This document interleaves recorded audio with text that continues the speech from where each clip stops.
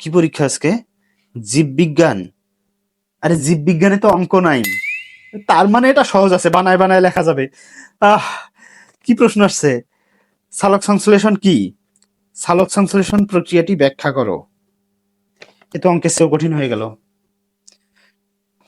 দোস্ত, সালোক সংশ্লেষণ কি? আরে যে পদ্ধতিতে উদ্ভিদ নিজের খাদ্য নিজেই তৈরি করে তাকে সালোক সংশ্লেষণ বলে।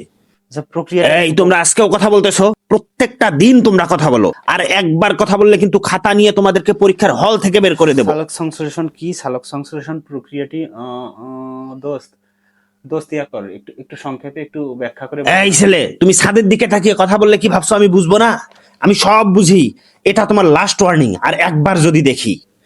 এ স্যার নিশ্চয়ই আমাদের মতোই ছিল, নইলে এসব সংকেত বুঝবে কেমনে? এসব সংকেত সবার বোঝা কথা না। যেমন স্যার তেমন হইছি আমরা। লিখি। উদ্ভিদ যে প্রক্রিয়ায় নিজের খাদ্য নিজেই তৈরি করে তাকে সালোক সংশ্লেষণ বলে।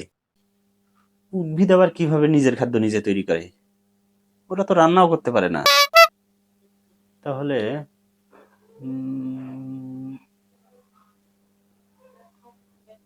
আরে হ্যাঁ, আরে আমরা যেমন ফলমূল শাকসবজি চাষ করে নিজের খাদ্য নিজেই তৈরি করি, উদ্ভিদও তেমনি মানুষ ও অন্যান্য প্রাণীকে চাষ করে নিজের খাদ্য নিজেই তৈরি করে। হুম উদ্ভিদ প্রথমে মানুষ ও অন্যান্য প্রাণীকে অক্সিজেন ও খাবার দিয়ে বড় করে তোলে। এরপর নিজেদের ফলমূল ও শাকসবজি দিয়ে মানুষকে মোটাতাজা করে তোলে। মানুষ ও অন্যান্য প্রাণী এসব খেয়ে মোটাতাজা হয়ে একসময় মারা যায়। মারা যাওয়ার পর মানুষের দেহ মাটির সাথে মিশে সার হয়ে যায়।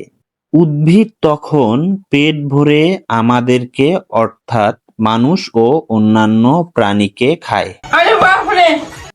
অর্থাৎ আমরা যেমন ফসল তুলি, উদ্ভিদ সেভাবে মানুষ তোলে।